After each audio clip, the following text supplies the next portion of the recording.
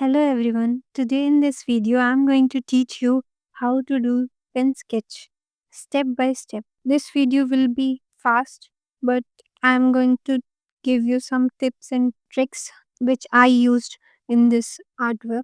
So my pencil sketch was already done and I was going to start the pen work from the top beginning with the turban of Chhatrapati Shivaji, and then I slowly outline the folds and add light hatching for shadows. Always build ink layer by layer instead by pressing hard.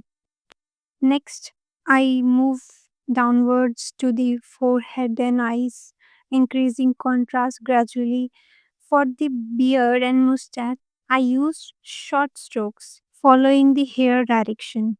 Starting from the top helps avoid smudging and keeps the shading clean. Finally, we darken the deepest shadow to make the portrait bold and powerful. Also, while shading, I make sure to leave some white areas untouched. These white spaces act as natural highlights. Thank you. If you like the video, please subscribe to my YouTube channel for more such content.